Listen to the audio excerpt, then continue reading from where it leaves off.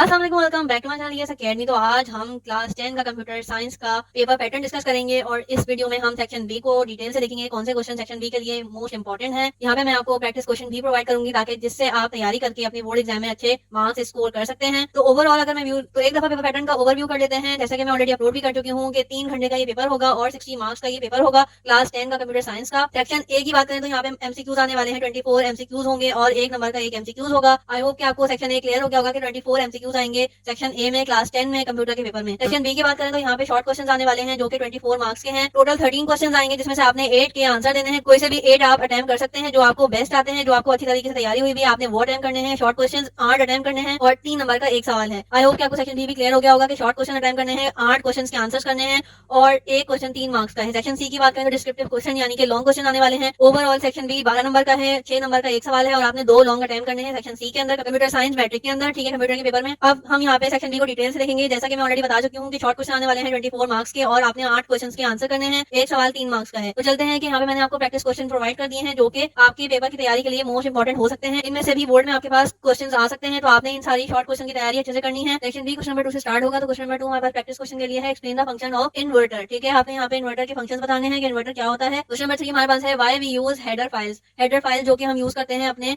आपने MS word MS office में भी आपने देखी होंगी कि आपके पास ऑप्शन आता है हेडर फाइल्स का। तो उसमें हमने डिटेल से इसको बताना है कि हेडर फाइल्स क्या होती हैं, कहाँ पे होती हैं, किस यूज के लिए वो हमारे पास मौजूद होती हैं। क्वेश्चन नंबर 4 है आपके पास what are the advantages of developing algorithm. ठीक है, आपने एल्गोरिथम के बारे में बताना है कि हम एल्गोरिथम क्यों बनाते हैं किसी भी प्रोग्राम का, उसमें क्या क्या हमें फायदे होते हैं, अगर हम एल्गोरिथम ना बनाएं तो क्या नुकसान होगा और अगर हम एल्गोरिथम बनाएं तो हमें क्या फायदे होते हैं। क्वेश्चन नंबर 5 हमारे पास list any 3 advantages of IDE. तो पहले तो आपने आईडीई की फुल फॉर्म याद करनी है ताकि आपको वो चीज समझ आए कि बेसिकली आईडीई है क्या। उसके बाद आपने उसके 3 एडवांटेजेस यहाँ पे लिस्ट डाउन करने हैं। अगर आपको 4 या 5 आते हैं तो आप 4 या 5 भी लिख सकते हैं। क्वेश्चन नंबर 6 आपके पास है right the function of for loop. ठीक है, हमने डिफरेंट डिफरेंट लूप्स जो है वो कंप्यूटर साइंस की बुक से हमने पढ़े हैं।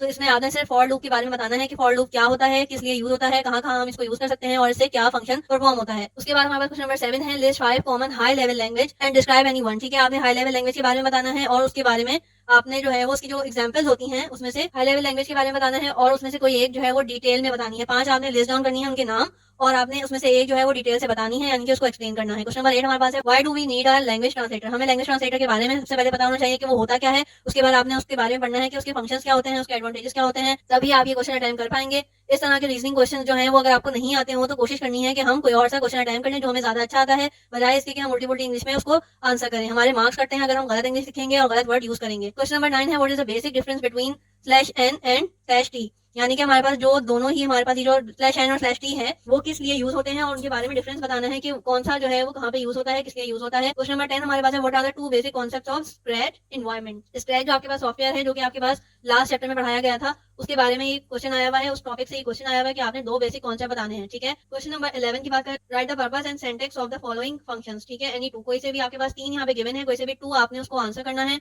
कोई से भी 2 जैसे गेट ch और काउंट तो हमें पता ही है कि सबसे ज्यादा आसान होते हैं। तो आपने इनमें से किसी 2 की जो है वो पर्पस बताना है यानी कि उनका मकसद बताना है कि वो प्रोग्रामिंग लैंग्वेज में क्यों एग्जिस्ट करते हैं, वो क्या चीज है और उसके बारे में सेंटेक्स बनाना है यानी कि हम छोटा सा उसका प्रोग्राम बना के दिखा सकते हैं एग्जाम्पल के तौर पर। उसके बाद हमारे पास क्वेश्चन नंबर 12 है what is the purpose of jump statement. हमने बताना है कि जंप स्टेटमेंट क्या होती है। ये सारे क्वेश्चन जो है वो डेफिनेशन की फॉर्म में आपको इजीली मिल जाएंगे नोट से, बुक से, और वरना हम गूगल यानी कि इंटरनेट की भी हेल्प ले सकते हैं। ये वाले क्वेश्चन मैंने इसलिए प्रोवाइड कर दिए हैं कि आपकी बोर्ड की एग्जाम की अच्छी से तैयारी हो जाए, क्योंकि इसी तरह के छोटे छोटे कॉन्सेप्ट भी आपके बोर्ड एग्जाम में आते हैं। बच्चे लॉन्ग क्वेश्चन तो याद करके चले जाते हैं जो कि रटे रटाए नोट्स के अंदर होते हैं, लेकिन कंप्यूटर के पेपर में छोटे छोटे कॉन्सेप्ट भी आपके पास शॉर्ट क्वेश्चन में आते हैं, तो आपने इनको भी अच्छे से तैयारी करनी है। और लास्ट क्वेश्चन हमारे पास क्वेश्चन नंबर 13 है सेक्शन बी का write down the 3 advantages of user defined function. हमें पता है कि डिफरेंट डिफरेंट फंक्शन जो है वो सी लैंग्वेज में एग्जिस्ट करते हैं और उसमें से हमने सिर्फ यूजर डिफाइंड फंक्शन के बारे में बताना है कि वो क्या होता है। अगर हम चाहें तो 1 से 2 लाइन की डेफिनेशन भी बता सकते हैं और उसके बाद हम उसके एडवांटेजेस को लिख सकते हैं कि वो क्या होते हैं और किस लिए यूज होते हैं। तो ये थे कंप्यूटर साइंस के 10 क्लास के प्रैक्टिस क्वेश्चंस। यहाँ पे मैंने आपको प्रोवाइड कर दी हैं, आपने इन सब की अच्छे से तैयारी करनी है।